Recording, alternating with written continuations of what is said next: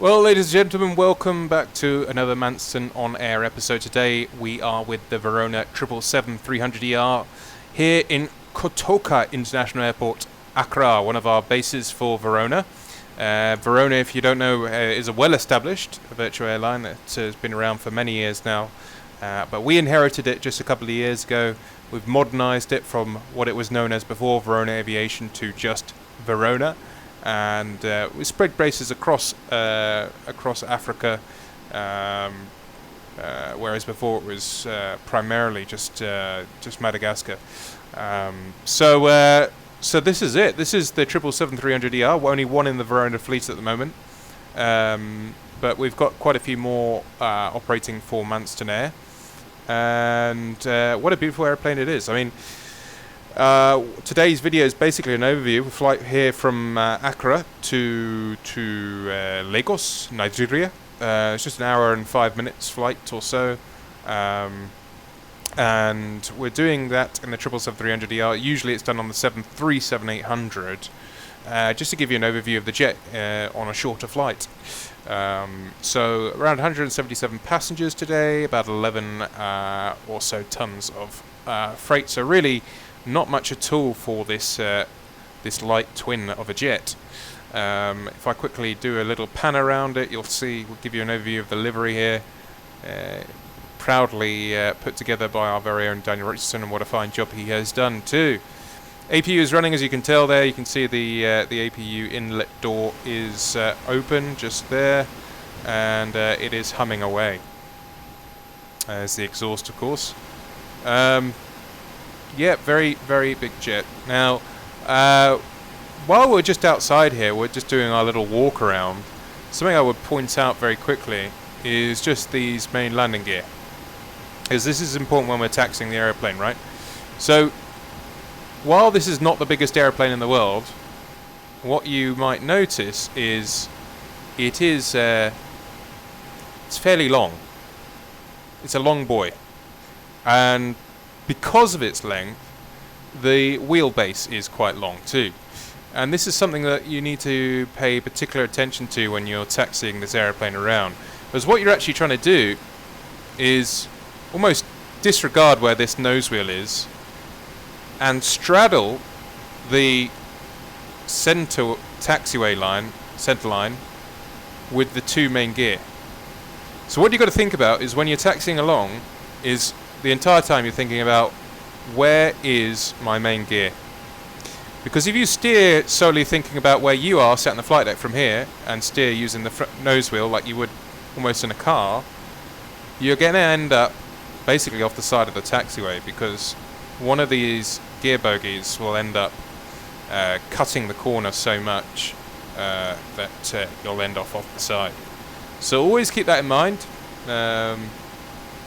We've got some tips about how to taxi this airplane. We'll go into it in further detail when I'm in the flight deck and we start moving. But I just wanted to give you an idea of what we're trying to achieve here. If you look at where this is, in fact, if I go back to here, you'll see this right here. This little dot is actually a camera on the tail here, and that camera there, its entire purpose is actually to place the gear. So actually the camera view would be sort of a bit more from above, and you see this black strip here. Well, this black strip actually represents where the main landing gear would be below the black strip. It's the outside of the main landing gear. You see how it lines up with the main landing gear, and you'll find the same one on this side. So in real life, what we do is we have a camera back here, and we're almost looking at where these black strips are in relation to the sides of the taxiway, and ensuring that we line up the center line within the two black strips. However, these two cameras that you'll find on the tail here can be deferred defect items. We can go, it's not a minimum equipment list requirement for us to have to operate the aeroplane with. So it's not something that we necessarily need, and indeed half the time we taxi the real aeroplane without the camera anyway. So it is entirely possible to position this airplane without the use of the cameras, and again, Once we start taxiing, I will show you exactly how to do that. So that's it for the outside. Let's go and jump in and get started. So welcome guys to the flight deck of the 777-300ER. Nice spacious flight deck. In fact, this is exactly how we would find it in the real life. The only difference is the APU is running. We may not find that to be so. But other than that, it's pretty much as we would find it. So today what I'm going to do, I'm going to try and run through from A to Z how we would set up the airplane. Now again, I'm not going to do this absolutely professionally to the T, but it's going to get you by, right? It's going to give you a really good starting point of how we would set up the airplane. So as soon as you get into the flight deck, what we'd actually do is turn on this button here. It's the ADIRU. So ADIRU, and that's the inertial reference unit, and we get that spinning up by pushing it on. The second thing we'd do is arm the emergency lights, because at the moment they're off. So you just close this black cover and it puts it into the arm position. So that's those are the first two items that you do as soon as you get in. Then we do our security checks. We ensure that there's nothing nefarious in here that shouldn't be. And then we could go and look through all the books, the tech log and so on, and the documents that go with the aircraft. And once we have we've gone through those, then we can go and sit in the flight deck. So let's go ahead and sit in the captain's seat here. And what I'll do is I'll show you exactly how I will set up this PMDG 777-300ER. So this is a quicker line, it's almost done. So this airplane, as many others in flight sim, are now driven by basically a tablet, EFB, electronic flight bag, and it's so integrated now with SimBrief as everything else is these days. So I've already made a flight plan on the SimBrief, and all we're going to do is we're going to import that flight plan into the aircraft. So we're going to click electronic flight bag, and we're going to request our data that we've already made on SimBrief. And there it pops up with the call sign. We've got the alternate, which we nominated our cost index, and average wing component and so on. It's all very useful information. As soon as you've hit that request new data from SimBrief, what you can then do is go and request it from the FMC. So that's what we'll do now. We'll just leave the iPad there just for a moment, and we'll nip across to the FMC. So let's go ahead and select the FMC, and this would be the first page. Actually, this is the page that you would find being left as you get to the aircraft, not the one that we clicked FMC on. You can clear this message, enter inertial position, and all you're checking on this page is, well, the nav data is in date, which this one is at the moment, and ensuring that everything else on this page matches up with the aircraft, which I'm happy it does for today. So we go to position initialization, pos init. What we can do is we can basically gross error check or cross check our position by putting in the airport ICAO. So here for Accra is Delta Golf Alpha Alpha. So here we now have the previous position before, I guess, the aircraft was shut down, the ADIRU was shut off. We now have a reference for the airport of this position, and if we're really lucky, we're on stand Charlie 4, we might be able to get a gate. Yes, we are very lucky today. Half the time that doesn't work, so then we've even got a reference for the gate. But today, of course, the most accurate position is indeed actually the GPS position, and that will be 99.9% of the time. We'll select the GPS position and put it in the set inertial position. But what you want to do is ensure that this GPS position that's being picked up by the GPS makes sense and is something in the realms of possibility matching up with the other positions, because what could happen, especially in the modern day, is we could be experiencing GPS jamming or indeed GPS spoofing, which would put us in an entirely different location. So we guard against that by cross-checking these positions.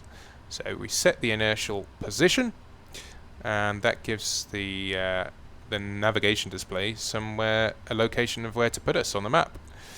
So now we can go ahead and go to the route page, and assuming that you have requested your data from SimBrief, you can now go to route request. You can go to SimBrief route, and then you've got the correct routing there from Accra to Lagos. And it's going to come up with this page. Basically, the specifics of the flight plan. Flight level 310, cost index 29, the distance, which is very short, 216 nautical miles, especially for this aircraft, and all the other respective numbers. So what we can do is we can set the fuel. So we've got 9.1 tons at the moment. Set the fuel, we've got 17.4 immediately. We can set the payload, so a nice and light payload, and we can select the route. Now as soon as we hit select route, it will start requesting the route. And that will take a couple of moments. While it's doing that, I will go ahead and set up our Volanta, so we can add a flight plan, and we can import that same route from SimBrief. That's now in there. We are the Vorona 2100, which for the IATA code for Vorona is VO, and we put in 2100. That's set up, and we can set up our ACARs. So here's the ACARs ready to go, and might as well go ahead and click start flight since all the weights are loaded in. Now the clock is ticking, which is great. Good for our statistics. So route uplink is done. So what we can do is we can go ahead and load the route. So it'll say route 1 uplink loading. That little ding dong you hear is whenever you get any kind of message of any description, really. It could be an ACARS message, it could be a call from the cabin, it could be a call from the ground. Yeah. So once that's done, you'll have a descent forecast uplink ready. So what we'll do is we'll activate the route that's just uplinked and execute, and do a route copy while we're on this page. Descent forecast uplink ready basically means the descent winds are ready to be loaded. But before we load the descent winds, we'll load the route winds, because there's two sets of winds. So we go to the legs page, route data, and then load. Then you'll see this W's populate here, which show that the winds have been populated. We go ahead and execute those W's, and we can check just one of them just to see that the winds are appropriate for the flight levels. So it'll select a range of flight levels, and just to ensure that this is populated correctly. Then we go to VNAV, previous page to go to page 3 for the descent page. Then we go to the forecast, and we can load those descent winds. On this one you won't need to push the execution key. And finally, the last message that should appear is this perf init uplink, performance initialization. So we go to the init ref page, initialization reference page, and we accept perf init uplink. That should populate the cruise altitude, cost index, reserves, and so on.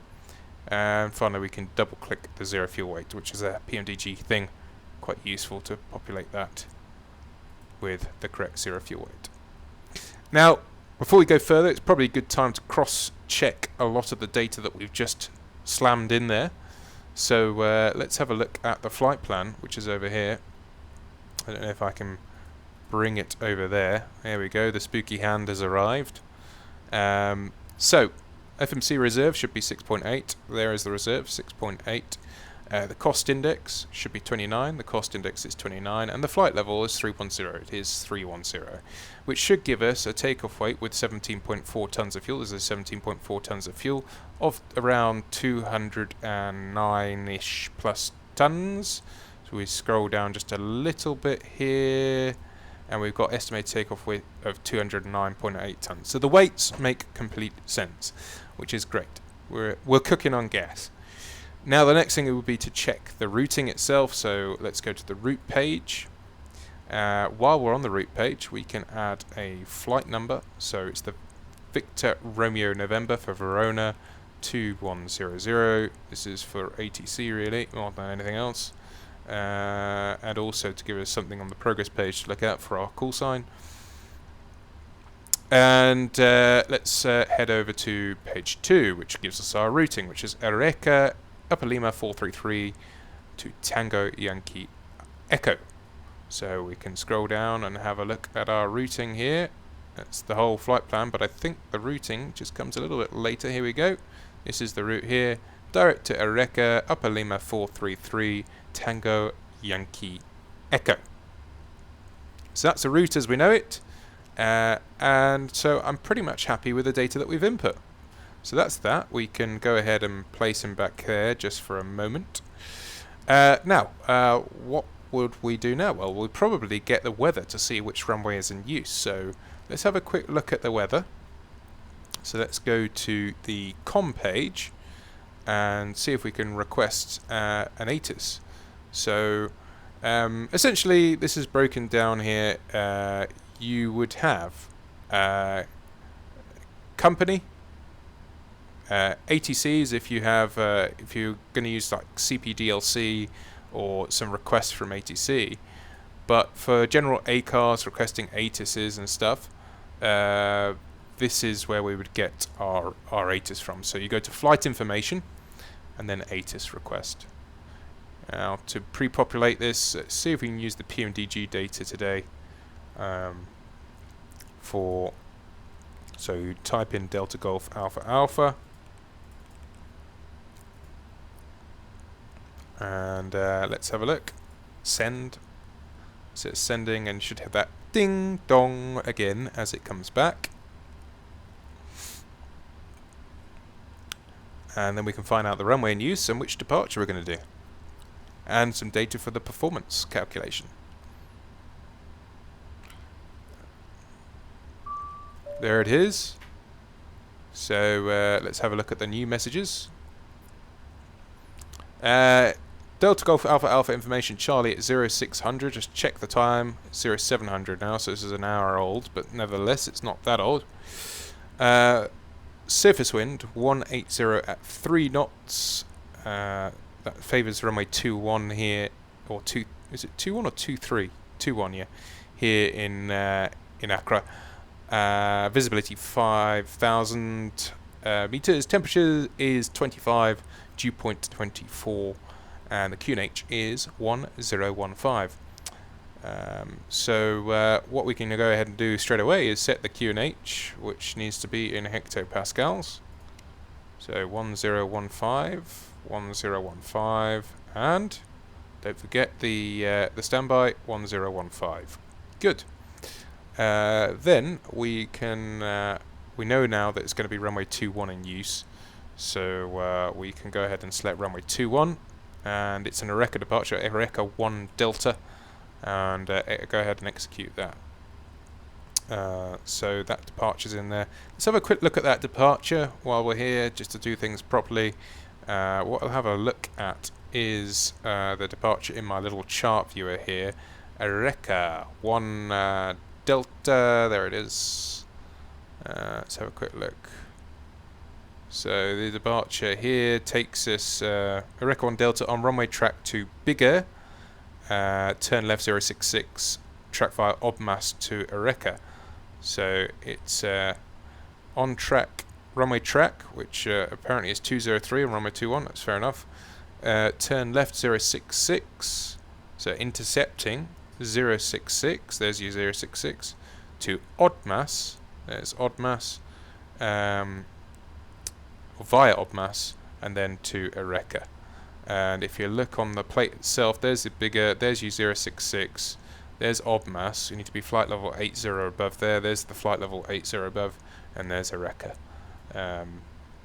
Only other thing I would point out on this plate is quite a low transition altitude here in Accra of 3,000 feet, and the MSA within 25 miles is 2,900 feet. So what we can take from that plate is little fixed page. This is something that is a good practice to do in all the Boeings. Is to go ahead and give yourself a 25-mile range ring. In this case, around the Accra VOR, and the worst case MSA 2,900. So if we put Alpha Charlie Charlie, and we got /25 your 25-mile range ring, and we said 2,900 feet. So you just type in 2,900 and put it there, and that will give you an estimation. There it is, 2,900 feet of where you will reach 2,900 feet. So that's nicely filled in. And now we've got the ATIS and we've got our performance information in terms of our weights. We can go ahead and calculate our takeoff performance. So let me go back to the performance initialization page, and then go ahead and take our iPad again and have a look at what we have here. So let's go back to the performance tool now. We can import from the OFP runway 21. There is, as I understand, no option here to select an intersection. So this is performance for full length, which is okay. Just means we're going to have to backtrack a little bit. And then we can import the aircraft information here. So that makes sense. 210358, 210.4. CAG of 28, which is an alternate C of G, and air conditioning should be auto, anti-ice off, optimal's fine. Import the weather. It's 180 at 3. I'm happy to use that because this is also about this is 20 degrees off. So what we could do actually is we could update this. We could put in 180 at 3 knots, which is a lower wind. It's a bit more conservative. We have a temperature of 25 degrees now, so we can import the 25 degrees. He says, if it will let me, there we go, 20, not 42, but 25. And we have a QNH 1015, which is 1 hectopascal lower. So it's all a little bit more conservative now. And we can go ahead and calculate our takeoff performance, which has come out here, which is quite handy. So here we go. So we know that everything on this page is correct. We've checked that. The only thing I would say is we're probably not going to step climb on this route. It's so short. So I put step size 0, and then we can go to thrust limit page. We can put in our takeoff performance data. So here it's saying we're going to use a takeoff 2 and a selected temperature of 45 degrees centigrade. Should give us an N1 target of 89.3. There's the N1 target of 89.3, and it's saying N1 on here 89.5. So that's slightly low, but it's within the realms of acceptability. So we can go to takeoff page.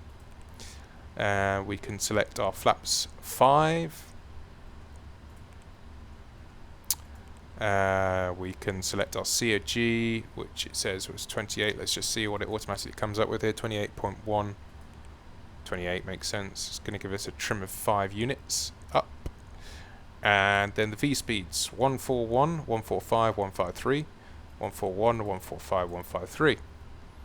And then we go to our next page. Acceleration height. For basically, this is for engine out. It would be 1,500 feet. So let's use 1,500 feet. Oh, it's engine out acceleration. There you go, 1,500. That's what we wanted. And thrust reduction. So let's use 1,500 for that as well.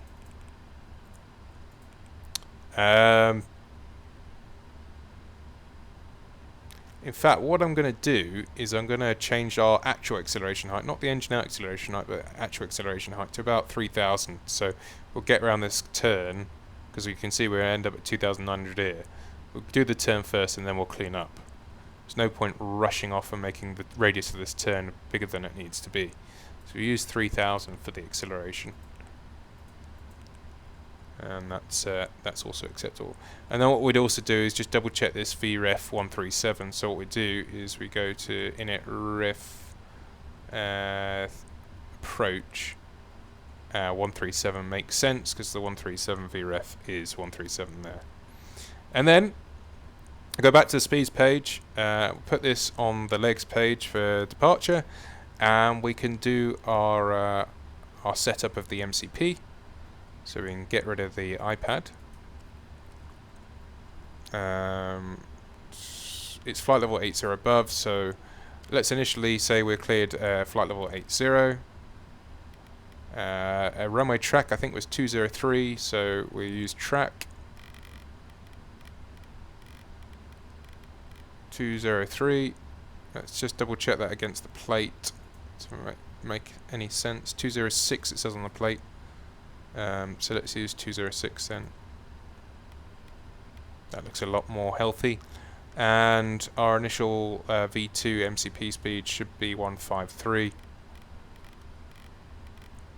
So we set 153 here, and then we can hit both the flight directors on and arm the LNAV and the VNAV. So at this stage, what you do is you then go ahead and check your FMAs. So the FMAs, flight mode annunciators, are basically everything up here, and you've also got your AFDS status here, which you also want to check. So auto flight system, display system. So we have blank, which is what we want for the auto throttle at the moment. Toga, flight director, LNAV, VNAV armed. So that's what you say. Say blank, toga, flight director, LNAV, VNAV armed. As long as you got that, you're good to go. We can go ahead and also read out what we've set in the MCP. So from left to right, let's just make sure that that's off there. Got some traffic coming up when we shouldn't do on stand. From left to right, got a V2 153, track 206, and the altitude 8000. Then we can check 153, 206, track, and 8000. So we know we've set up the auto flight correctly. And then way I would do this in the simulator is actually to start with the overhead for our scans and flows ready for the setup for departure. So let's have a quick look here, starting from the top here, and we work our way down and across. So let's go to the middle here. So this is all should be basically on or in the lights out position. Obviously the engines are off, so they're not creating any power at the moment, so that will make sense. You may have external power, you'll want to disconnect that. Camera lights, if you're going to be taxiing around at night, might be useful. Nothing here that's out of the ordinary. You want these two primary engine pumps in the on position, but everything else off. We check that we got the fuel on board, which we do, 17.4 tons, cross-check that with the flight plan, we did. And as long as we're happy with the fuel, we can say happy with the fuel, seatbelt sign on. Then we go ahead and check this. Basically you want this in more or less the 12, wherever you see these little dots on the lights, good to have them in the 12 o'clock position, because then the master brightness will control all the lights. If they're out of the 12 o'clock position, that's fine, but then you're being granular control with that particular light setting, and the master brightness will no longer control, for example, the overhead CB panel. Everything else is fine here. Just have a look. Just another one down here. Everything looks fine here in the 12 o'clock, basically off position. Nav lights remain on at the moment, or basically the whole time, and then everything looks okay here as well. So we're pretty good on the overhead. Then we can go back to our seat position, and we can come around, and what I'll do, we're done with this ATIS message now. We can cancel that, and we can bring up the status page, have a quick look at the status. We can ensure that the parking brake should be set. There's parking brake set. There's no messages on the status page, and in checking the crew oxygen pressure, we've got hydraulic quantity. Also probably a good time just to flick across to go back to the engine page, ensure that we've got oil quantity. Go back to the status page and then just do a quick test of your oxygen. So here we go. Now usually you'd hold that down for at least 10 seconds and ensure that there's flow coming to the oxygen. Otherwise also check that the oxygen pressure doesn't drop too much when you do that. So that's that part, and you sort of do a scan across, and as we're coming across, we're ensuring that everything this way onwards is correct. So I'm coming across to this point, and I realise that we need to set up some of this EFIS panel. So we'll select VOR left, VOR right. I like to have the flight path vector up and have the airports, data, maybe even stations, and that's probably pretty good for now, just to ensure we've got traffic. Yeah, it is. Oh, my guy's just sneezed. And yeah, it's pretty good shape. Again, quick glance at the MCP, and again on the FO side, selecting VORs, station, not waypoint, airport, and data, and ensuring that he's got his traffic on. It should say TCAS off at this stage. And then basically coming down through to the center, auto brake to RTO. Can have a quick look through our again, go back to the com page, have a look at the flight information, manager. You would check something in there, but it's different in the real aircraft. Just making sure that everything is set up. Then we have the checklists. If you haven't already, do a reset just to go back, ensure that it's basically on the first pre-flight checklist, which we'll do in just a moment. Come down here. Let's have a look. We need to select COM1, monitor COM2, have the flight deck on, and same for the FO.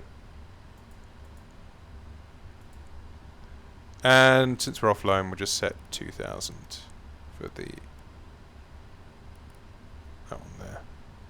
That's auto. That's selected. Might have weather plus threat. Some people think, well, it used to be known as weather plus terrain. It's now weather plus threat. In the auto setting, it doesn't really matter what tilt setting you have it on, but in the 7-4 days, we'd select this on 5 degrees nose up for departure. So I'll just put that there out of habit. And just ensure that this rudder trim is central or neutral. Just push this button once and it'll automatically neutralize it. And yeah, that's pretty much it. The setup is more or less complete. So what we'll do to speed things up is we'll get a pushback and start heading on our way before I do the checklist. So let's do the pre-flight checklist. Now all the checklist, this airplane is ICAS driven, right? I'm going to cancel all the messages there and do the pre-flight checklist. So all the checklists, you hit checklist and it will come up down here. Now before I started flying this airplane, I had no idea how this worked, but this is the idea.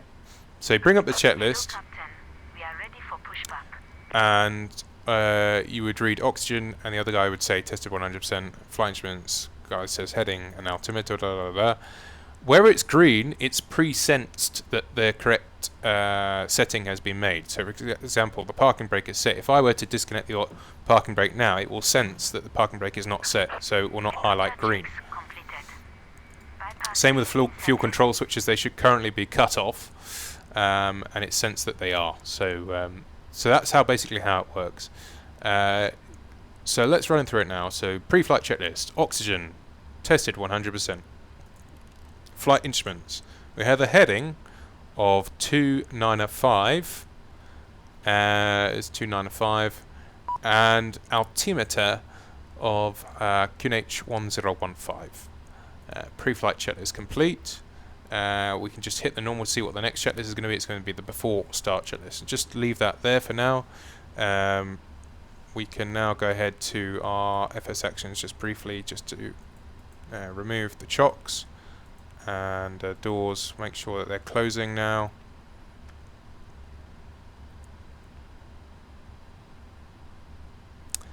We'd be talking to the ground, asking them if we can pressurize the hydraulics. So they say we can. So in which case, you do your flow. So you come up here and pressurize the hydraulics. So we do basically an anti-clockwise maneuver here. So we start on the right-hand electric demand pump. So we go auto and we wait for the fault light to go out. Then we move up to center 1 and center 2 electric pumps. And we wait for that fault light to go out. That one will come back, that's completely normal. Then the left electric demand pump, and we wait for the fault light to go out. And then the center 1 and center 2 air demand pumps, and we wait for the fault lights to go out. Once that's in that position, you can move across to the fuel pumps, and we select the left and the right fuel pumps.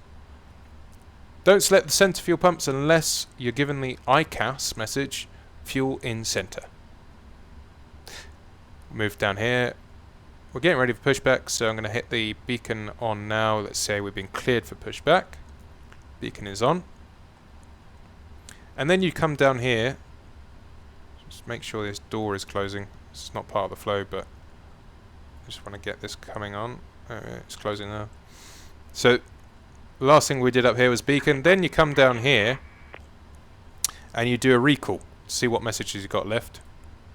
And the messages will 9 times out of 10 be ICAS, engine shutdown, TCAS off. And the response to that is cancel ICAS. And then you bring up the checklist, which we've already done. And then what we can do is continue. We'll arm the doors now. Continue down and set our transponder to TARA, ready for our departure. We can use our autosave pushback today since I've done it before. Release parking brakes, please. Right, while we're waiting, just we'll do this before start checklist. So before start checklist, flight deck door closed and locked. So just ensure that it is indeed closed and locked. So that is closed and locked. MCP, so we have V2 153, track 206 and altitude 8,000 feet. Takeoff speeds, we have V1 141, rotate of 145 and V2 153. CDU pre-flight, well, this needs to be in the legs page, is completed. Trim should be 5 units, so that would be part of the captain's flow, which I've just forgotten to do there. So now that the hydraulic pumps are on, we can set the trim. There's 5 units. So taking the 5 units from here, 5 units, 0 and 0. Taxi and takeoff briefing is completed. So that's before start checklist complete, and then we can bring up our engine page. Just briefly, I'm going to look at the doors page, ensure that all the doors are armed, which they are, and we've got doors to auto, which is exactly what we want. Back to the engine page for engine start, and let's start our pushback. She said release the parking brake. So parking brake released. Commencing push. All engines clear. Let's reset our position.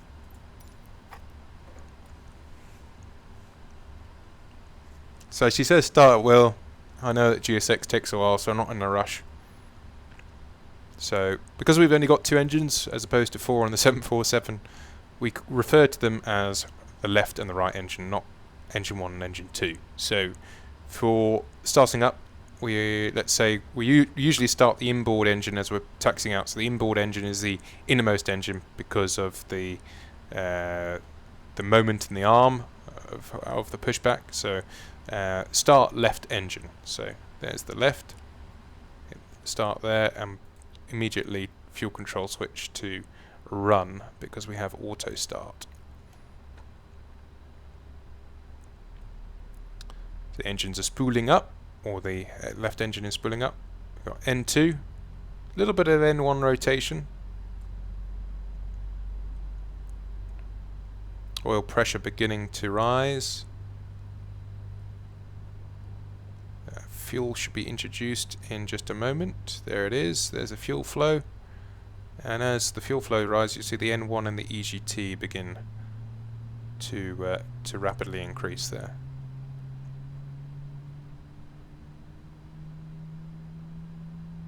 There's the oil pressure and oil temperature beginning to rise.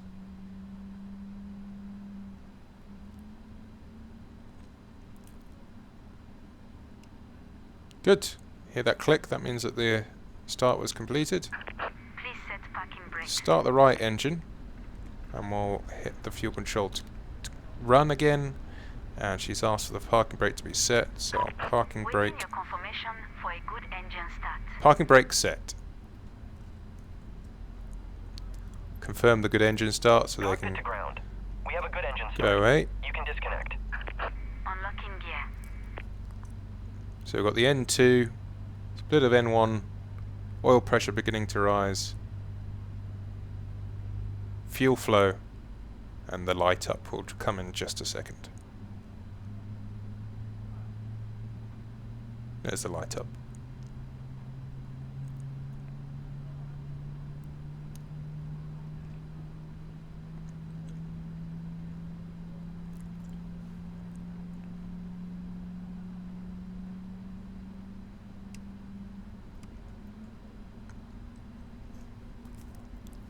So that's good, two good starts. Tow truck disconnected. We would now tell them to disconnect, but I've done that already because it's GSX, it takes a long time. Left is To move clear. out the way. Right is clear. So what we'll do now that the chap is disconnected, we'll set the flaps for departure. So flaps 5. We'll turn off the APU since both engines have started, and we'll do a control text. Now, contrary to common belief, you don't need to bring up the flight control page for this because the system will sense if there is an issue. So all you're doing really is checking that the flight controls are full and free. So we do that with the tops first. So full forward. Let's have a quick look outside while we're doing this. Neutral and full aft. Neutral. You have to remember with these big heavy airplanes, these flight controls are pretty big. So just do everything in slow time. No rush. Full left. You're controlling 3000 psi of pressure here through pretty big pieces of metal. And full right.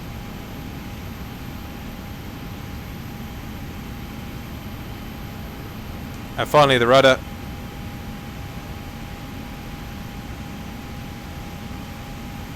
Full left.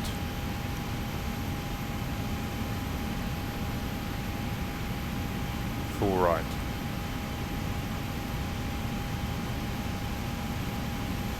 Neutral. Now the only thing I would say is as soon as you've set those flaps to flaps 5, the toga switches become active. So be very careful when you set those flaps to 5. You don't necessarily want anything in front of you. If you accidentally hit the toga switch, the airplane is going to go careering forward, especially if the parking brake is not already set. So not that you necessarily would in the sim, but just be very, very careful with that. Before the flaps are set, the toga switch is not armed. So so that's just something to watch out for. Now let's say we've been cleared for taxi. I happen to know the taxi's straight ahead, basically all the way to the end. We've got to do a little bit of a backtrack as well. So let's turn the taxiway lights on. It's clear left, clear right, and we can disconnect the auto brake, not auto brake, the parking brake. Parking brake released. As you can see, I've not touched the thrust levers at all, and the aircraft started rolling. Now, in the sim, it's a little bit less than in the real aircraft. Real aircraft will start rolling a lot more freely than this, but it is true to the real airplane that it does start rolling. And basically, the idea is not to use much thrust at all. But for the purposes of video, I will just put on a little bit of thrust, perhaps 28% also, just to get us up to speed. That would be more than enough, 27. Ideally, you don't want to go over 30% thrust, and you certainly don't want to be over 36. 36 is an absolute max, really.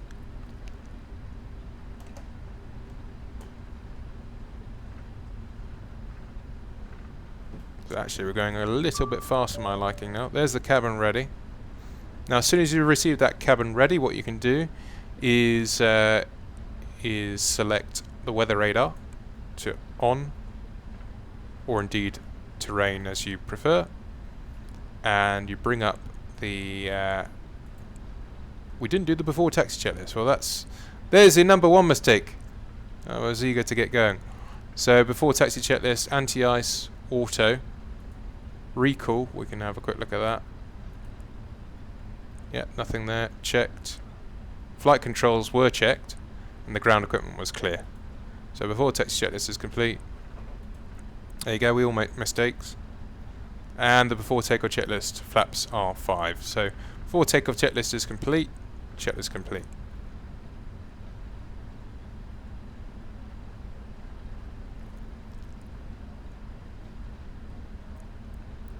Now careering along at 26 knots ground speed here, which is more than enough. You have to remember this is a lot of metal. It's not a 747, it's not an A380, but it's still a lot of aeroplane and a lot of inertia to have to stop if you do need to stop. So there's absolutely no point in rushing around at 30 knots on the dot unless you absolutely must, or you're being told to expedite by ATC.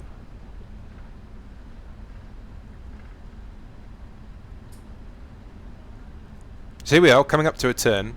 So what I would do for this turn is bring the speed right down to approximately 10 knots or so. There's 10 knots. I happen to know the runway's just ahead, so I'm going to put the lights on. In fact, we wouldn't have put the landing lights on because we haven't been cleared for takeoff just yet.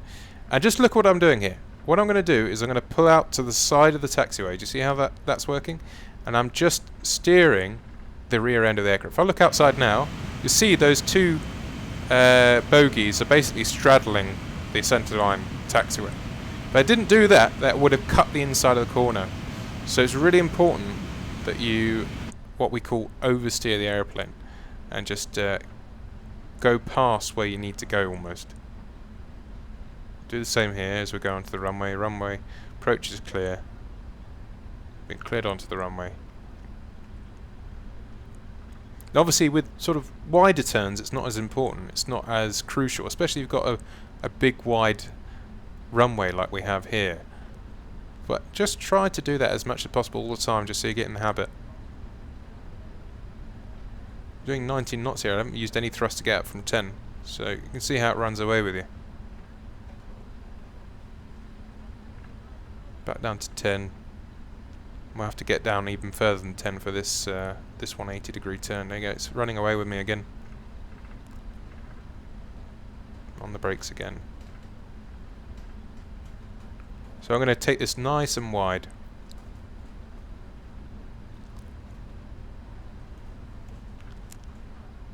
There we go.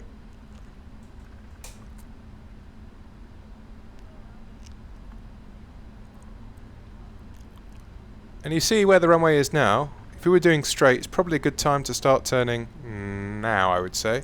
So it's almost, because that nose wheel is actually behind you, believe it or not. You're sat ahead of the nose wheel. So you have to remember that too.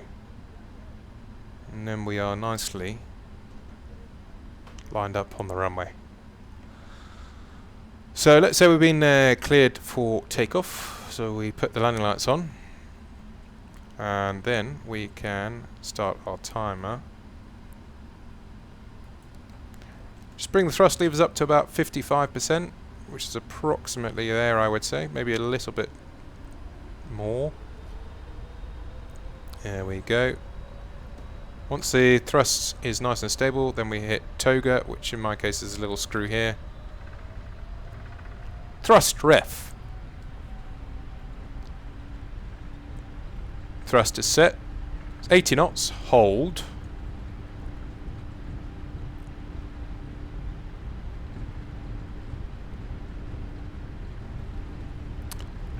V1. Rotate. Just trying to track that centre line a little bit. There's a positive climb. Gear up. We're really light today. You can feel the airplane really wants to climb. Thrust ref, LNAV, VNAV speed. Through 400.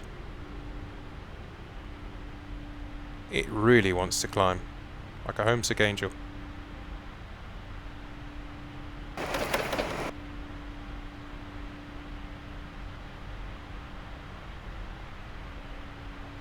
There's 2,000.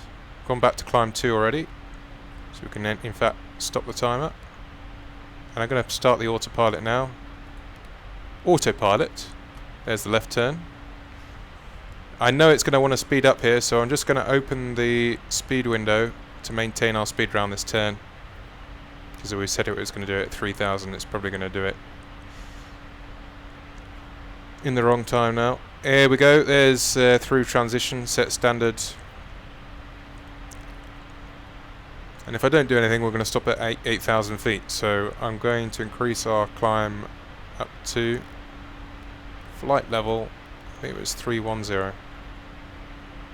Have a quick look at that on the VNAV page, 310.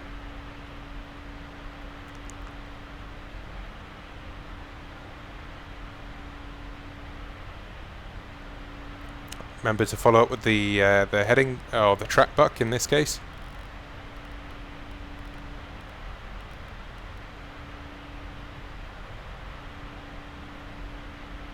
And once we're about right, we can close the speed window and allow the airplane to accelerate.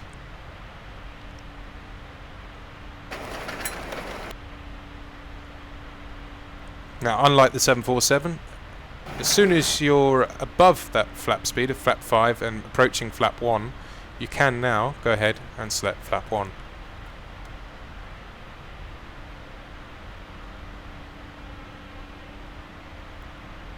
Same again, flaps up. And as soon as you've selected flaps up, you can present the after takeoff checklist.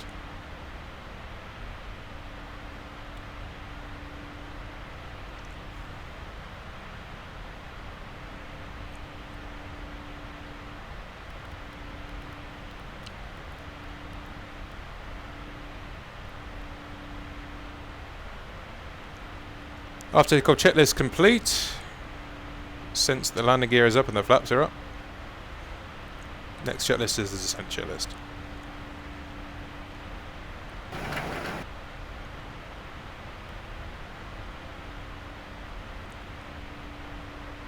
Let the cabin crew go, so we'll just do a little ding dong, ding dong.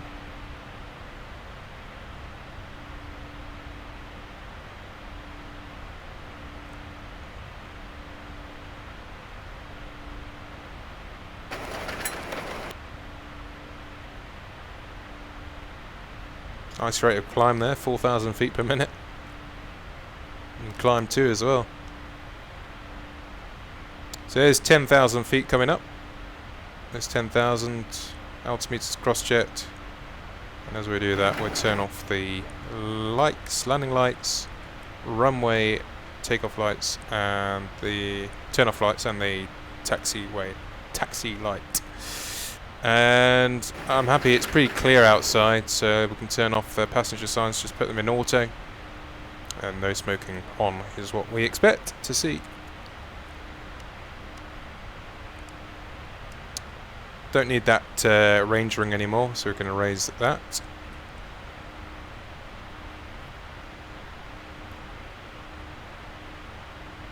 Climbing away now at 305 knots. Transition into decimal 742. So climb, cruise at flight level 742. It's a little bit low for my liking. So what I'm going to do is I'm going to adjust this slightly. I'm going to say let's do 300 knots in the cruise, in the climb, and do decimal 82 in the cruise.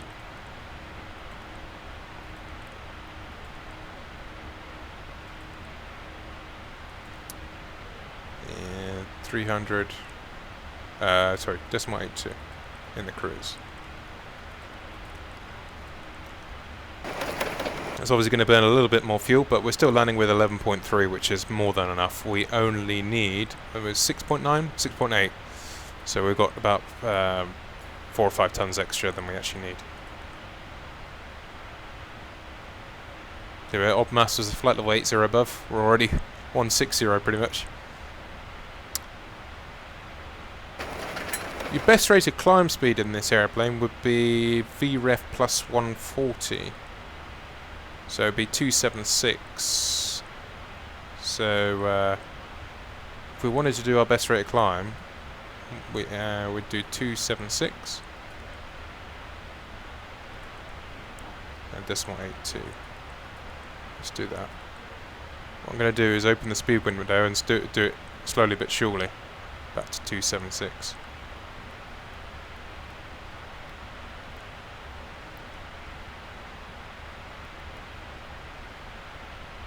Because ideally we don't want to exceed 5,000 feet per minute.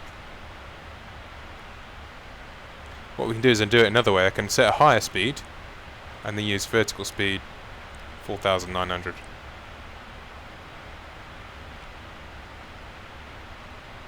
Now just watch the speed bleed back though, that's the only thing. Don't want the speed to bleed back too much.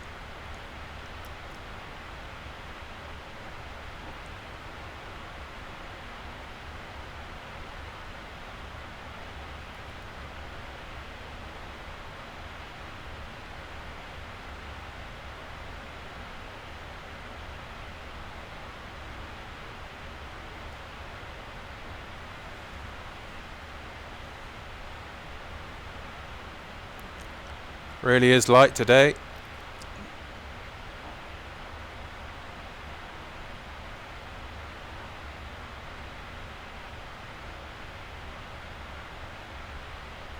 And now we can go VNAV and it will pitch over to maintain 276 in the climb. So while we're here, let's go and get the weather for Lagos, Delta November Mike.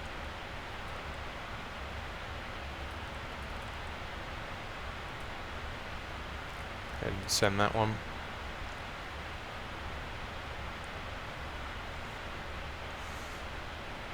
It's a short flight. We'll be there in just over half an hour.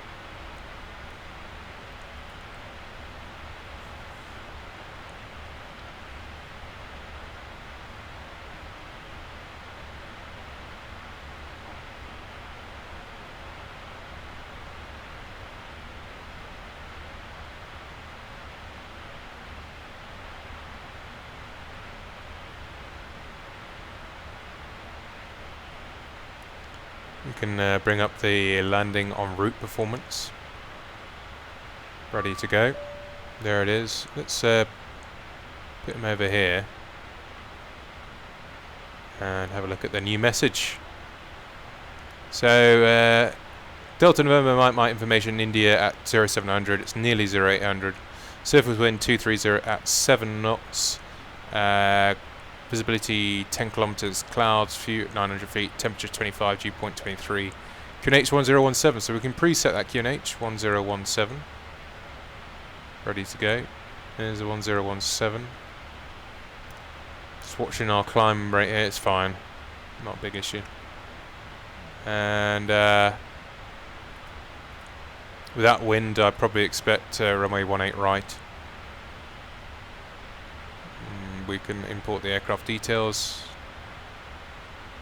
So we're looking to land with 11.3 tons plus 2060. Let's call it 218-ish. Right? No, so plus 193. My bad. 11.3 plus 193. 204. That's not a bad weight actually. 204.4. 1,000 to level off. No traffic around to affect. So it'll level off at 276 knots and then increase to decimal 82. So import weather, calculate. We could probably get away with auto brakes 2 today, we're so light. Cool.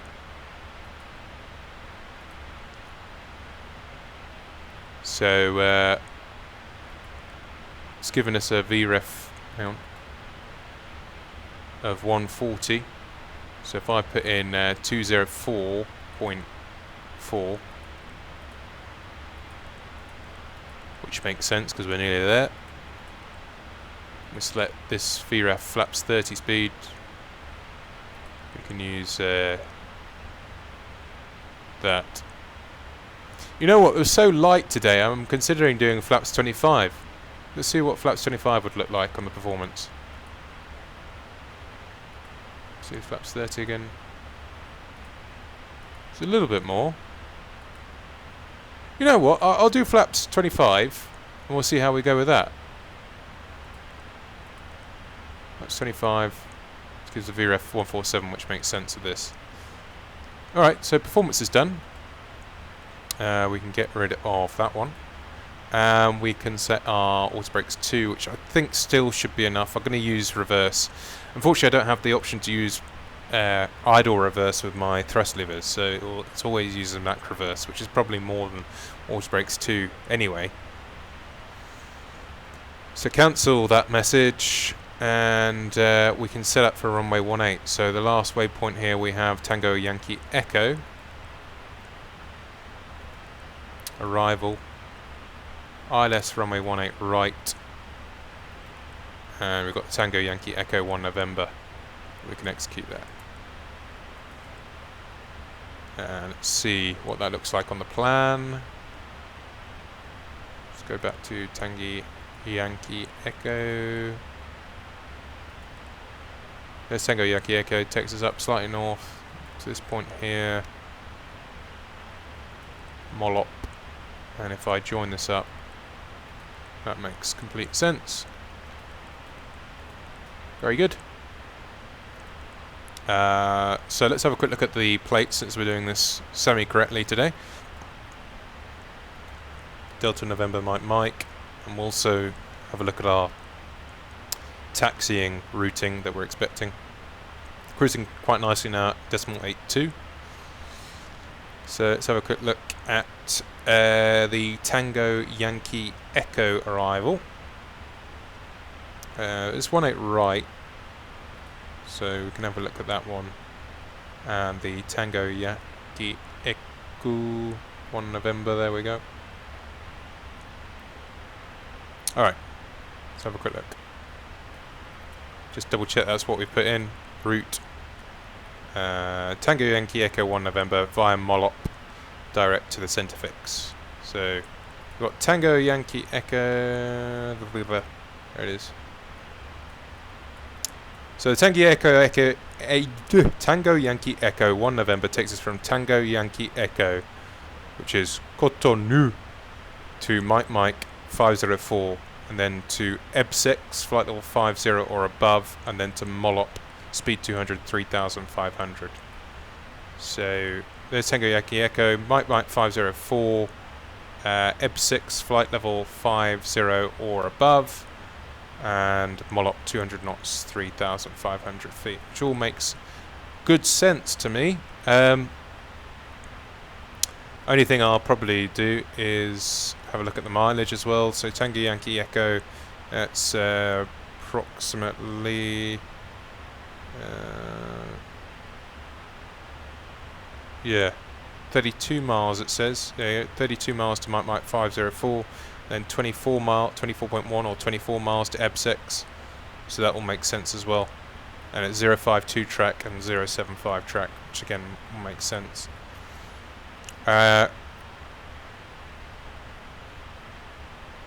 knots at Mollop, which we've set.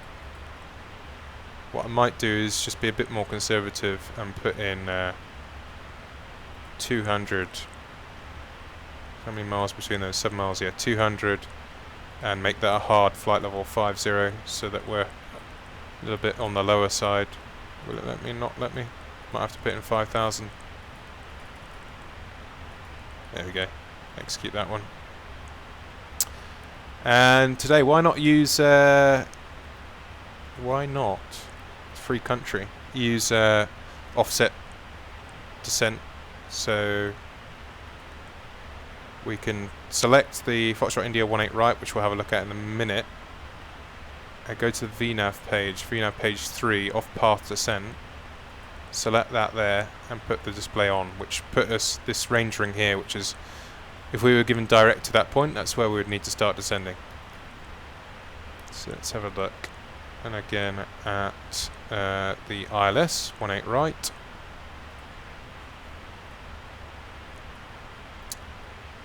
So here you can see we've got track 181, track 181.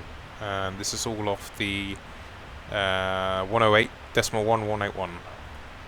108.1 India Lima Bravo makes sense. 181 track also makes sense. 5 miles at 1710 feet. It's 1710 feet there at 5 miles. Down to minima today. This is for the Cat 2. 018 right. RS 18 right, there we go. Minima ILS for category D aircraft, which is us, is 2905, so we can go ahead and set that.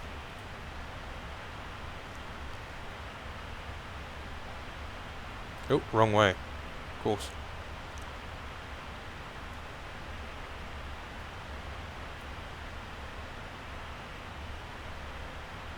.295 set. Just rebug that. We're going to start descending soon, so I'm going to start setting my next descent flight level. I think it was 50.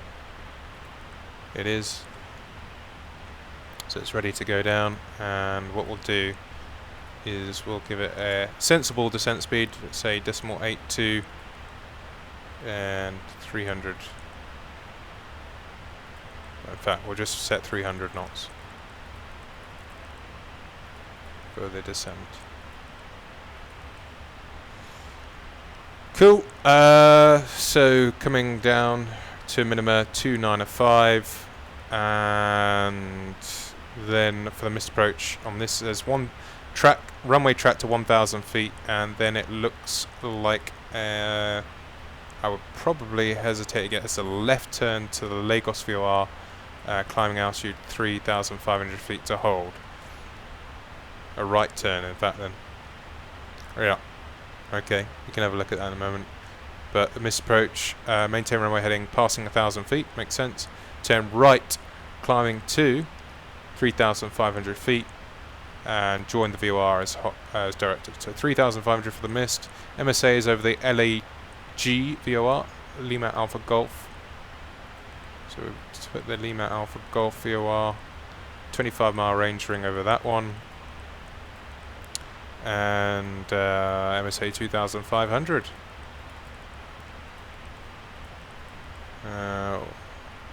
And a very brief look at the missed approach, make sure it does take a right turn. Yeah, that looks like a right turn, so it's going to come down here, 1,000 feet, right turn back to the VOR to hold. Makes complete sense. And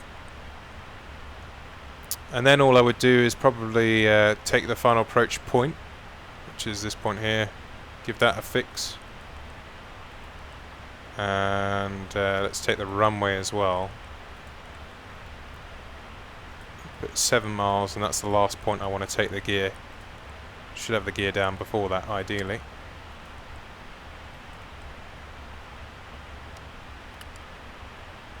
So we've got a couple of fixed range rings there. Just as we begin our descent, let's do the descent checklist. I haven't done the ground stuff yet, but we'll get onto that in the descent. So descent checklist, recall. Using notes. Yeah, we can check. We checked our. There's no notes down here. They would come up in this area here. Force brake. We've got 2 landing data. VREF for flaps 25, 142. Minimums of 295. And approach briefing is about to be complete, so I'm going to hit completed. Next checklist, approach checklist. Cool. So it'll start descending anytime soon. So just have a quick look at the taxi checklist, taxi airport chart. So 18 right, this is the main runway that they use there, certainly for the heavies and arriving. So Alpha 3 is it's 3,900 meter runway, very long. Alpha 3 is where we'll vacate, turning left, up Alpha, Crossfire Foxtrot, and then we usually enter into the Foxtrot 2 apron. Let's see the parking stands. I think we usually park on Echo 52, something like that. We can have a quick look here actually. I'll go to Delta November Mike.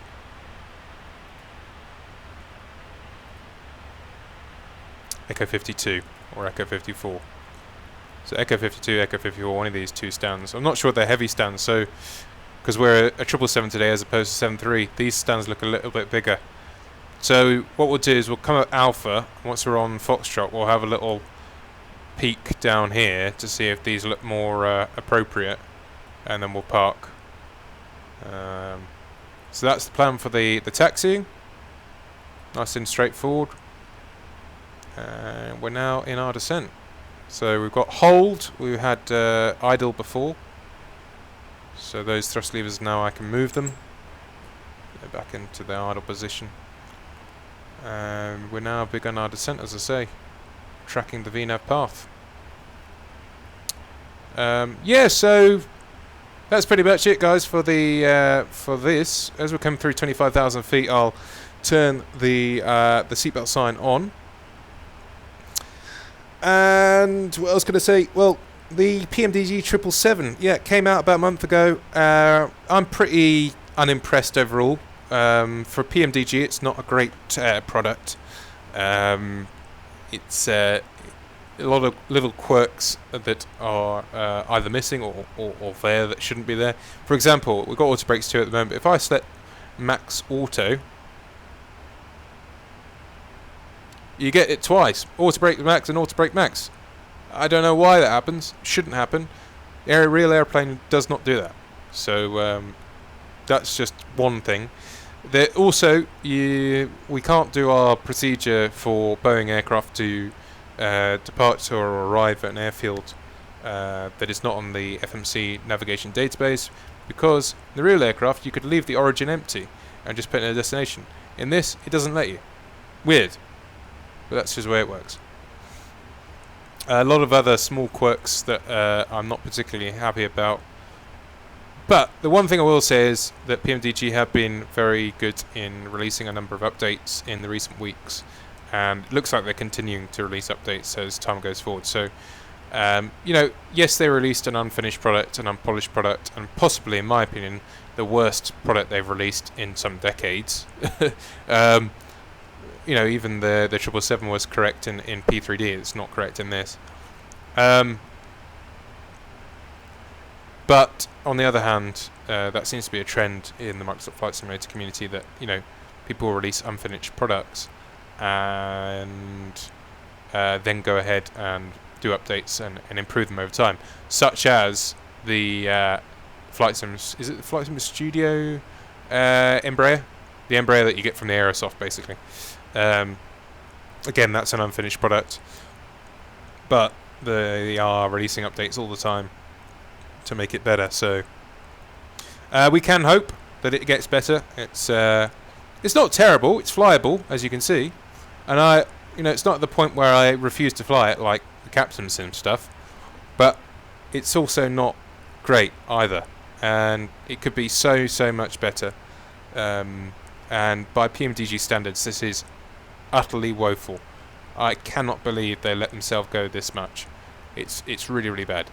The way it handles it's okay, but at low levels, like, it doesn't hold its altitude very well. Speed control is just not correct. You know, the auto throttle in real life is more alert than the one in this, I would like to think. Yeah, it's very speed unstable when it's windy, particularly. So, yeah, it could be a lot better, but it's the best we've got in MSFS, right? If you ask me what's the best 777 in any flight simulator right now, I'd say it's the PMDG 777 for P3D. But hopefully over time, my opinion will change when they release more updates. Just looking at this VREF page just to set something to bug here in case we lose the PFD. So approach speed will be 147.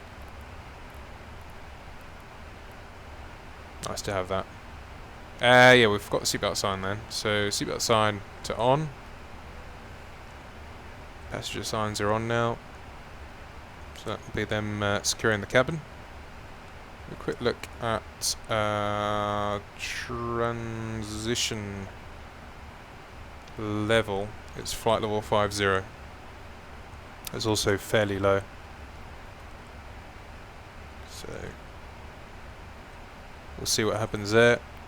So just a quick overview of this off-path descent, which I set up. So basically you get these two rings. Ignore the green rings. You get the blue ring, which is the clean ring, and the white ring, which is the drag ring. So essentially the waypoint that I have set this up on is the final approach point. If I go to the Foxtrot India 18 Romeo, and it's saying I want to be at Foxtrot India 18 Romeo 18 right at 170 knots at 1,710 feet. And in order to achieve that, if I were to be given direct to this point from this point here, to do that with absolutely no drag, i.e. speed brake, I would need to be outside of this blue range ring.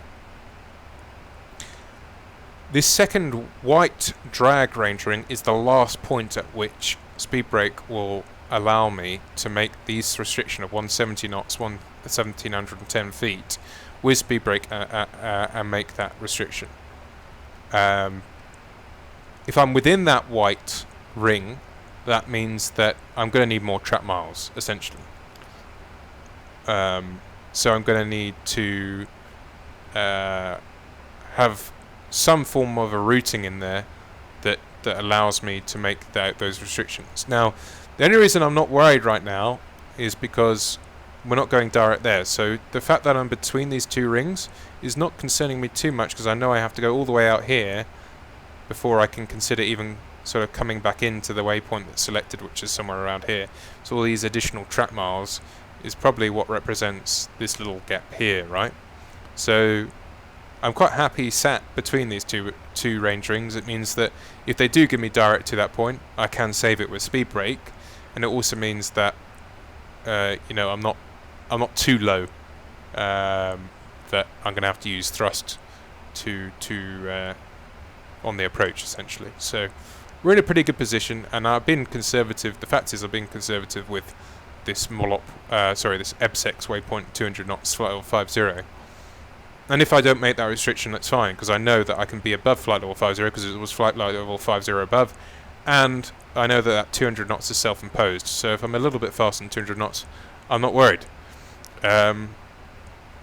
So we'll see how it pans out. But at the moment, this green banana is putting us at 50 quite early, but we've got to slow down, 50-60 knots in about 1,000 feet anyway, which will extend this green banana way out towards EBSEX. I don't really like the VNAV in the real aircraft, but I tend to trust it a little bit more in the sim. It does what it's designed to do. Mind you, it's still a very slippery airplane, and I often find myself having to use speed brake just to keep everything tickety-boo. There we go. We've leveled off now to get back down to 240 knots, coming up to 10,000 feet. So before I forget, let's turn the lights back on for our descent into Lagos, Nigeria. What a beautiful airplane this is, eh?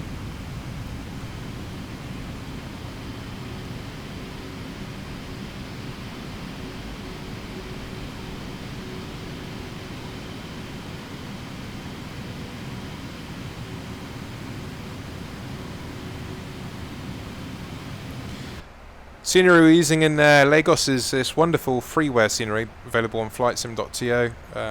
It's a great rendition for freeware, I have to say. So we'll see what that's like when we get there.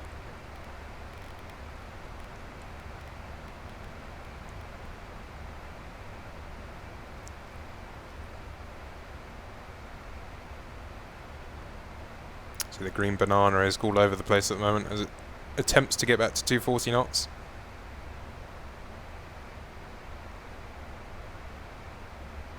If it doesn't, I'm not too bothered.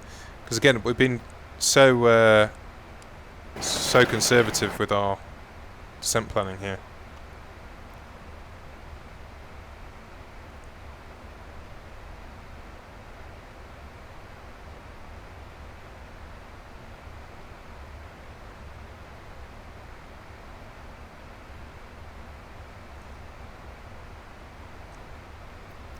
Yeah, it's looking absolutely fine. Should work out quite nice, actually. So, in reality, I probably am going to be about the flaps up speed around ebb6. So about 217 knots or 215 knots. And we'll start putting out the flaps between ebb6 and mollop.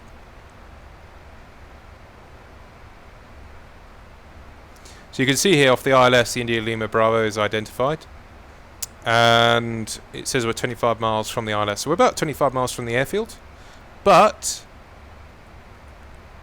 we have 37 miles, track miles to run.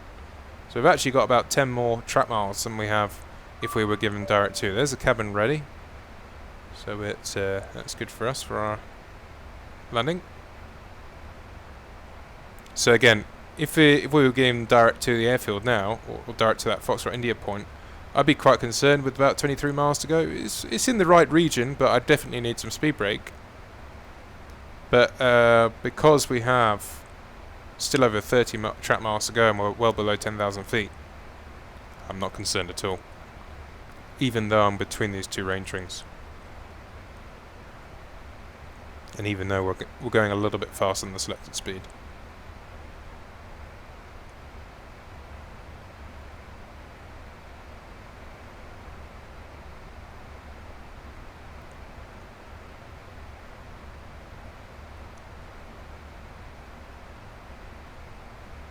So there's drag required, but that's to make the next waypoint, right? So again, I'm not too bothered about that. In fact, what I'm going to do is I'm going to open the speed window, idle VNAV speed, and now the airplane should pitch for 240 knots.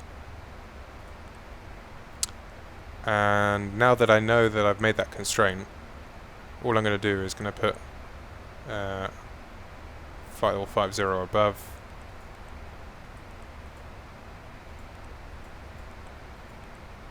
Alright, it's 5,000 or above, wasn't it? 5,000.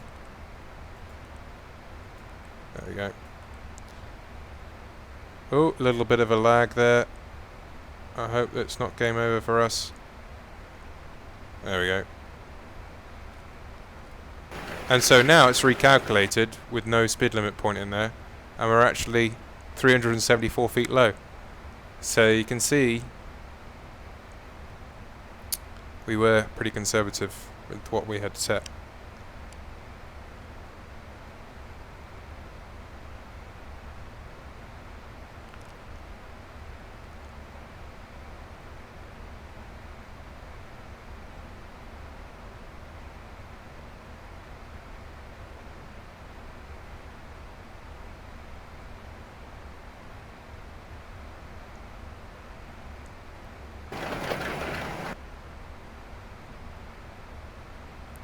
So what I don't want to do is risk leveling off and then the thrust lever coming up. So I'm actually going to reduce the speed because we're going to be fine if we're above flight level 50 here. I'm going to reduce the speed back towards our flaps up speed, which should set us up nicely for the next mollop. There you go, mollop. I'm going to flight level change, thrust flight level change speed. It's actually just gone into on approach logic. That's why it went into flight VNAV path. I think.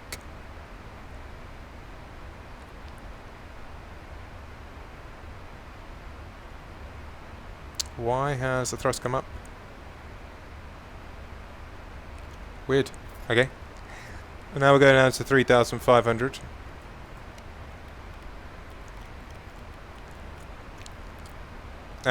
It's trying to make it in 2 minutes, I see. But still, the speed should have come back. Anyway, that may have screwed up our descent planning. Great, okay. so we can come back on the speed further now.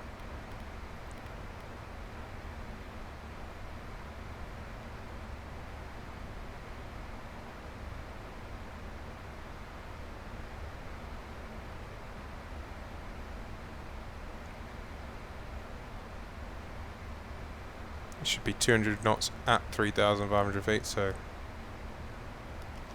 probably going to need a bit of speed brake just to bring it back to 200 knots. All because it acted weird.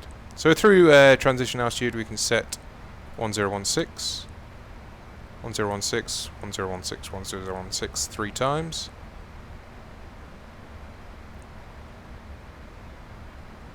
Just do our checklist here. Approach checklist, altimeters 1016.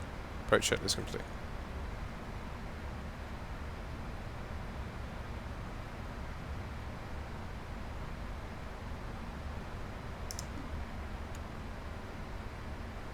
That'll do. Alt, and there's 200 knots more or less. So now we can come down towards 1710 feet.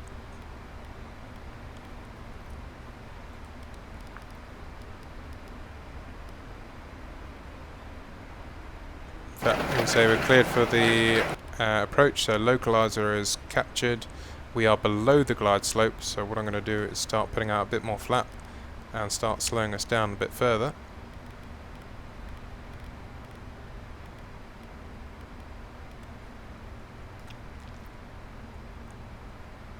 I'm cleared for the approach. Approach is armed. So remember we're doing a the flaps 25 landing, so it's a bit different, but it should be okay still. I'm going to use flaps 15 for the glide. Still 11 miles out, so there's no real need to come back on the speed much.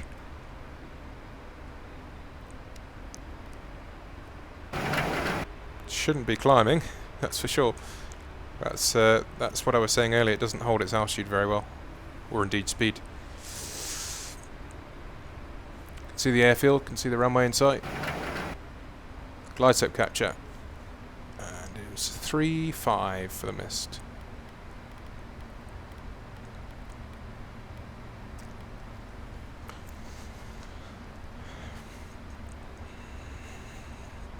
Approximately 8 miles, I'll come back on the speed towards 160.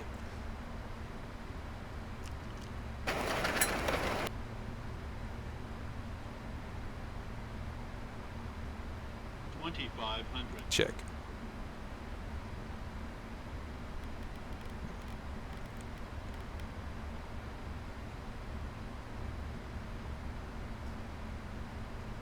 Okay, gear down. Flaps 20.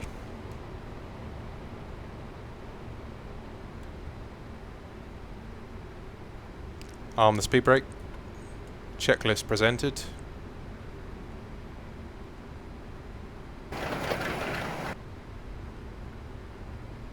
Flaps flaps 25 will complete the checklist.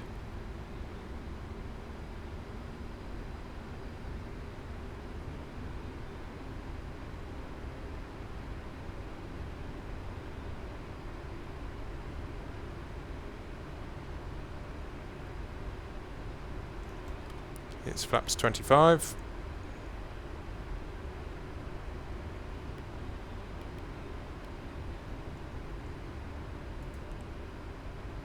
.147 is the V approach. Landing checklist complete. Checklist complete. So we have land 3 roulette flare armed.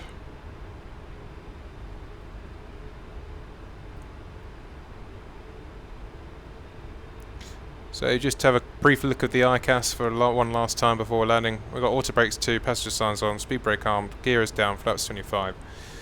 And we are cleared to land.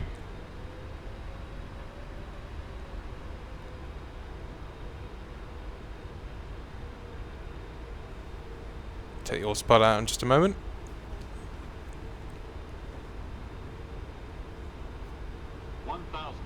Thrust approach altitude is set.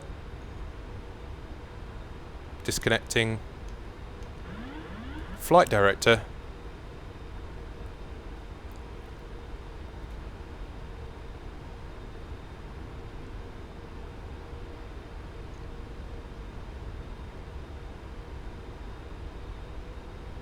Bit of a crosswind here, 11 knots.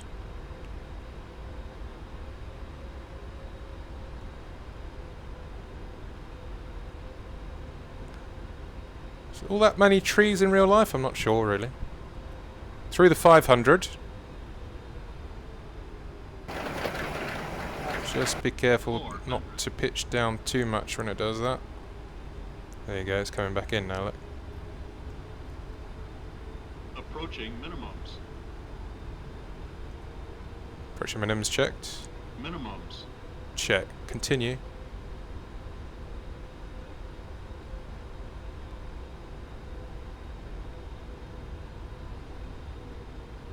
Okay, looking at my landing spot now. 100. Disregarding everything else. 50, 40, 30, 20, 10, 5.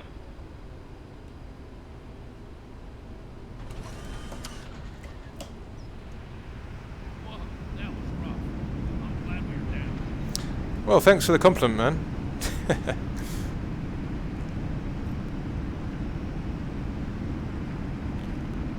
Alright. So the auto brakes are working. Looking like the exit is coming up now. We have speed brake set, reverse as normal.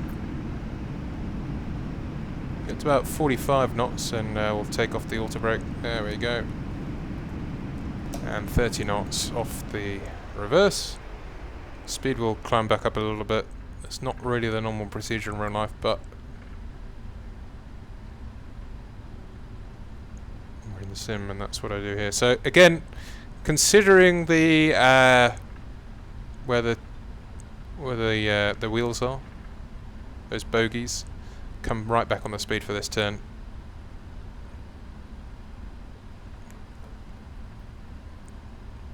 Okay, just think about this. Zoom out a little bit. You see how it's right in the middle? So that's exactly where you want to be.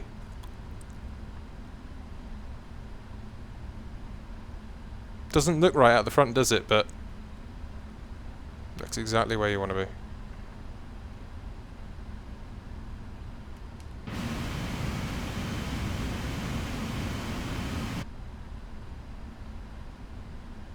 That's really important. Good. So now we're on the parallel taxiway, taxiing back.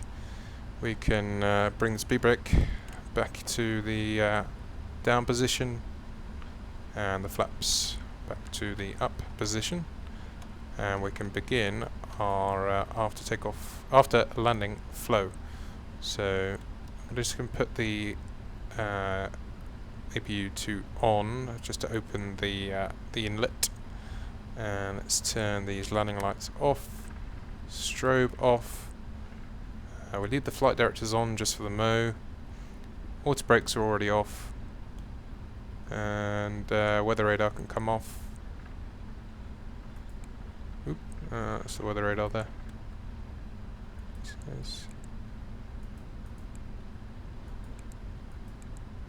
Yeah.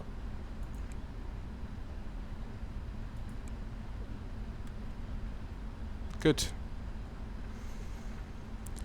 See what the landing rate was, Siri. Just while we're taxiing in. 245, a little bit firm. But that was alright, I thought. I'm not too upset with it. Bit of a late flare. But yeah. Safe landing.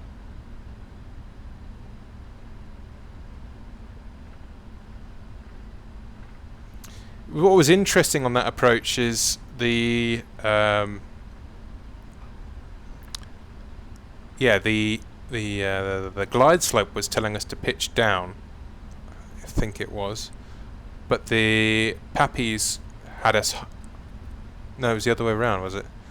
Essentially, Yeah, the glide slope wanted us to pitch up, sorry, but the pappies had us high.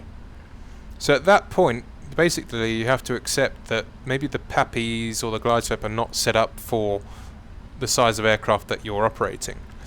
So then it's back to your Mark 1 eyeball and just checking your landing spot, where you want to put the aeroplane on the runway, and just fly towards that, and more or less ignore, you know, the pappies and the glide slope to a certain degree, which is what I tried to do there.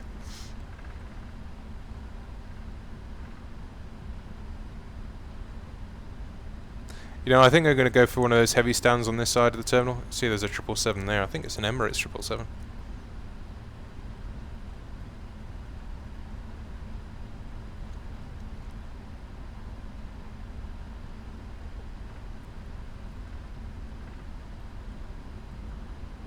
Have a look. As we go around this corner again, we're going to have to slow it down. So getting on the brakes nice and early.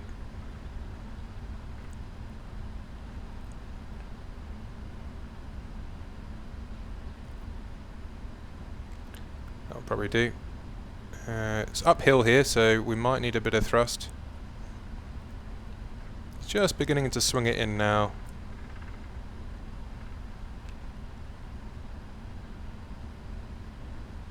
We'll see how it does without any thrust. This may have so much residual thrust it will just get up this hill. Well, the speed falling back, which is an incredible machine. So light. Look at this, we are literally going up quite a steep hill here, and I'm not using any additional thrust and it's holding its speed. Which says a lot, doesn't it?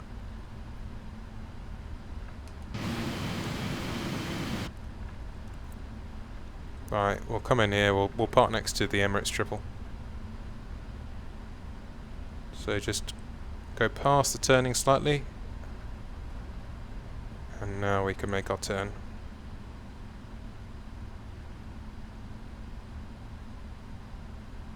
Turn off our lights as we're coming onto the stand, start the APU.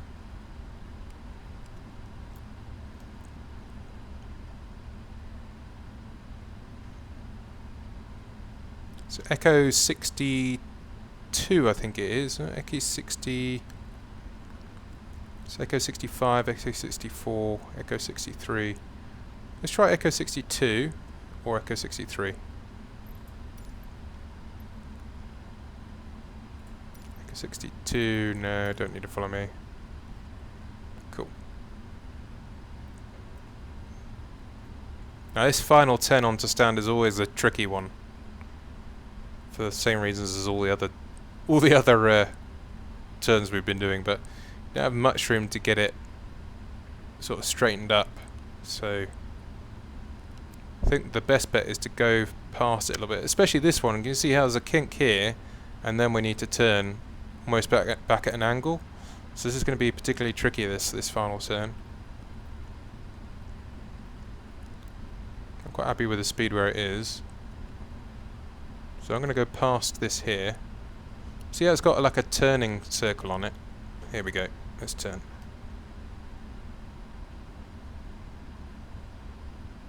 Keep it coming round.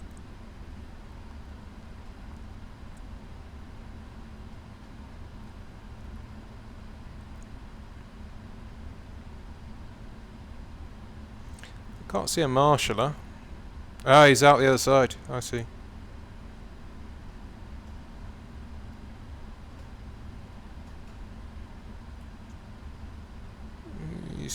These jetways are very, very close to the aircraft, aren't they? I'm not sure I want to go much further than that, to be honest, because of that jetway. Oh, I cannot see anything. Alright. Come forward a little bit further. Just cheating a little bit, I know. But well, that is pretty much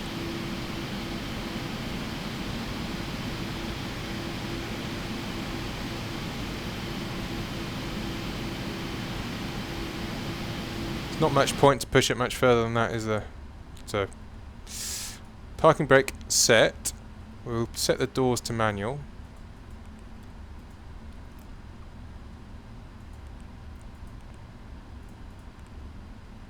Bring the doors page up. Doors are manual. Doors manual. Parking brake set. APU running. Shut down. Seatbelts off. And then with the pumps you do the opposite way to you started them. So we start from the air pumps, the pump ups. Off, off, off.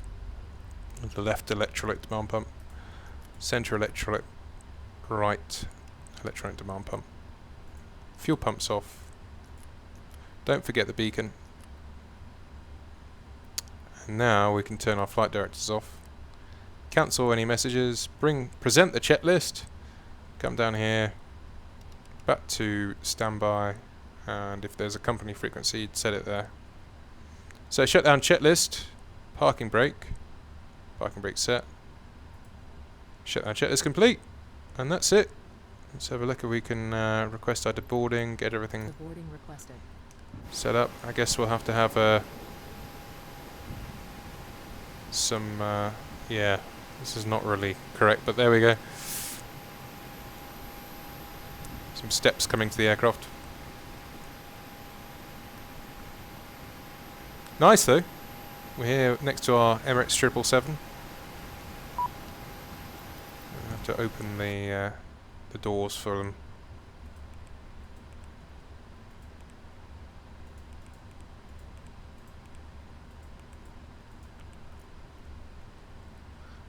Let's get some ground power in as well, shall we?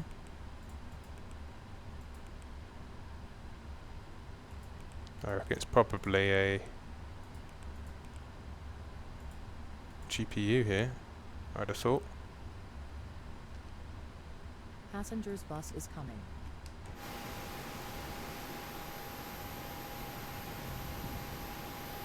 Yeah, you can see the steps going through the jetway. There's a GPU connected up now, so we'll hook up the GPU and turn this off. And once that's off, we can turn the packs off and the resets off, and just see if there's a shutdown checklist, secure checklist. So secure checklist has us turn the ADRU off. Off. Emergency lights off. And the packs are off. Secure checklist complete. And that is it, guys. 777 completed. Just a nice short flight there to Lagos. In fact, there's 3 777s there. Peace there over there as well. So I'll do the flight back to Accra now. Passengers deboarding started. But just thought I'd give you that little video showing off the 777. It's nice enough airplane. I'd say the major gotcha is the taxiing, really, more than anything else. If you can figure out the taxiing, everything else should come quite nicely. Alright guys, thanks for watching, and we'll see you again soon. Cheers.